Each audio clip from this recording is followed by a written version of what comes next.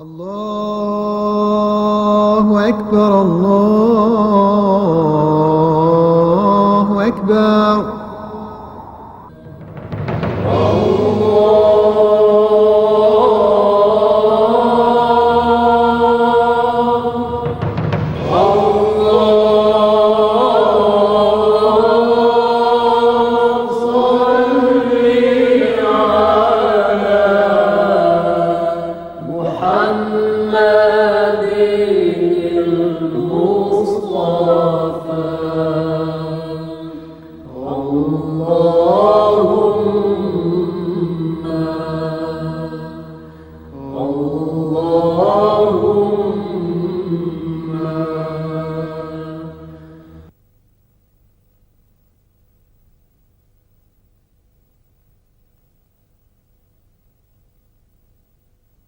Dear viewers, Assalamu alaikum. Welcome to another episode of Discover Islam.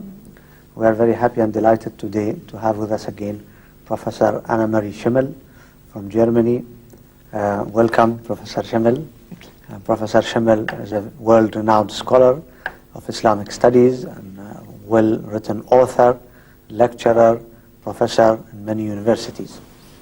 Professor Schimmel, today we have a subject, maybe it's one of your favorites, to discuss something about Sufism.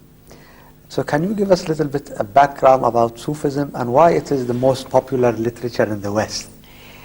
The background of Sufism is really an early ascetic movement which originated in Iraq, particularly in the city of Basra, where the stern preacher Hassan al-Basri was working.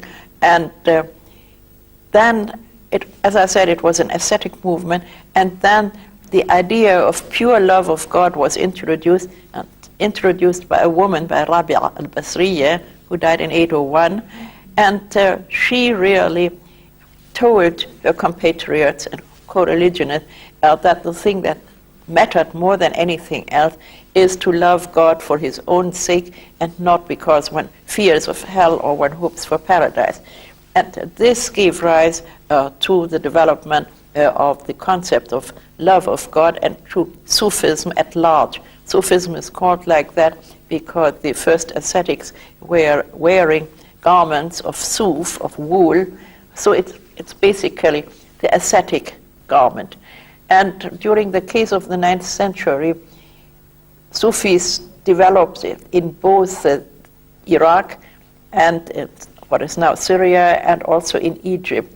Many of them were still strict ascetics, but the idea of love of God was disputed by some of the Orthodox scholars who did not allow that God should be loved in a human sense, but one should love the orders, the commands of God. And in early Sufism, there was a very negative attitude toward the world. It's a typical ascetic attitude as we know it also in Christianity and in Buddhism. But there was one of the Sufis in Egypt, Zunun al-Misri, died in 859, who heard the praise of God from everything, just as the Quran says that God created everything, only that they might praise him and worship him.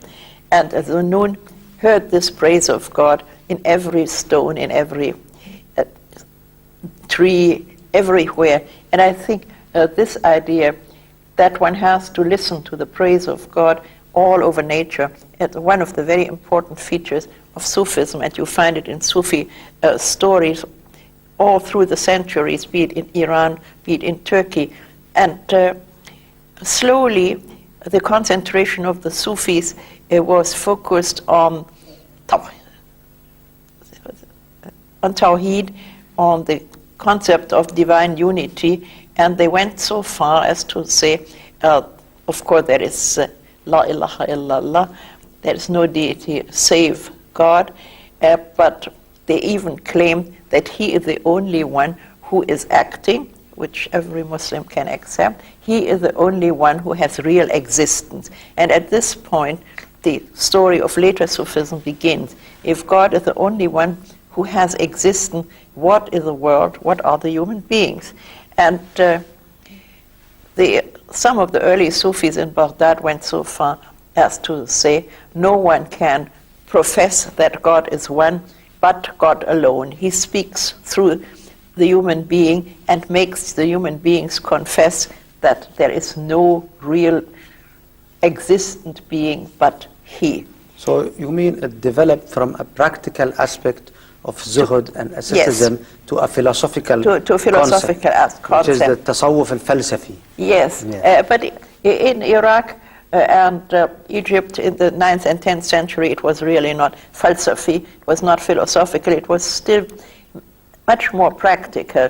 And the great representative of the love of God to its extreme was Al-Hallaj, who was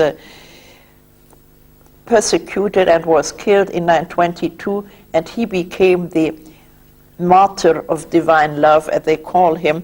He had said, Ana al-Haq, I am the creative truth, that is, I am God, I am part of God. This was not said as a legend. He wrote it in one of his books, the Kitab al-Tawasin, and it was not only his alleged heresy that brought his execution about, but it was also the fact that he was active in political and social purposes, which did not. But why, the Western fascination? Like, for example, you mentioned Al-Hallaj. The most voluminous work is by Masinun about him.